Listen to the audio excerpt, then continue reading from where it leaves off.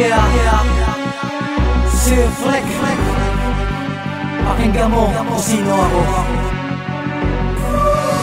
Panimula at pagbungad ng aking kwento, ako'y pinanganak sa Santa Mesa, dun natuto na magsalita at magsulat sa may kwaderno, at naging halimbawa na isang magandang ehemplo. Kahit musmus pa lamang at di pa sapat ang gulang, ako'y isang anghel, galing ako aking magulang. 7 taong lumipas magmula na ako'y isilang napadpad sa Makati, at doon ako nabilang at aking pasasalamat ko sa aking pamilya. Sila ang naggabay sa'kin sa bawat problema, at unti-unting nagbago ang aking pakikitungo. Dating muting anghel, ngayon ay isang demonyo. Di ko man lang naisip na sila'y nasasaktan sa pagmura ko at pagsagot na pabalang. Bawat taong magdaan, pipilit ko magbago, pero di ko magawa, tila binalutan na ng dyablo. Ito ay hango sa aking buhay na aking sinulat, aking nangilatala. Puso ang gamit na panukat para lang makagawa na isang awitin na ganito.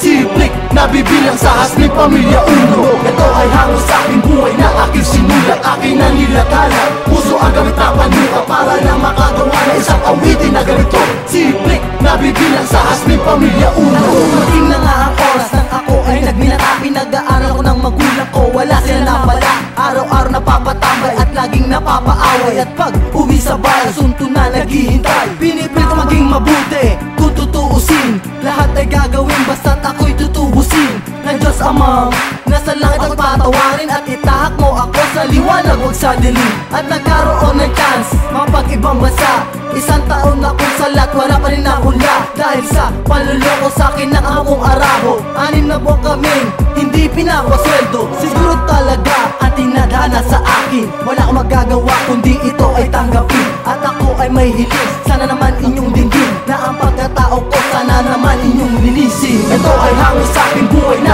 aking sinulat, aking nangilatala. Puso ang gamit na panukat para lang makagawa na isang awitin na ganito. Si Fleck, nabibilang sa hasling pamilya uno. Ito ay hango sa aking buhay na aking sinulat, aking nangilatala. Puso ang gamit na panukat para lang makagawa na isang awitin na ganito. Si Fleck, nabibilang sa hasling pamilya uno. Isa lamang nilalang na ginawa ng Diyos, handa kong tanggapin lahat kahit pang tubos. Ang aking kaluluwang punong-puno ng kasalanan, kahit aking kamatayan kulang sa kabayaran.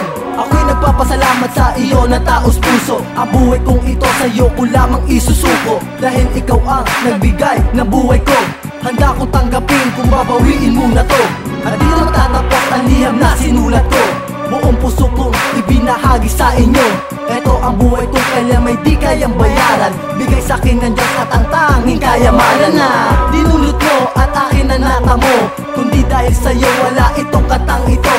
Salamat sa iyo kahit ako'y makasalanan, andyan pa rin kayo para ako ay patnubayan. Ito ay hango sa aking buhay na aking sinulat, aking nangilatala. Puso ang gamit na panukat para lang makagawa na isang awitin na ganito. Si Fleck, nabibilang sa hasling pamilya uno. Ito ay hango sa aking buhay na aking sinulat, aking nangilatala. Puso ang gamit na panukat para lang makagawa na isang awitin na ganito. Si Fleck, nabibilang sa hasling pamilya uno.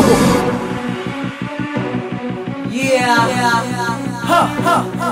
See a Fleck, always ready to the game. I'm out.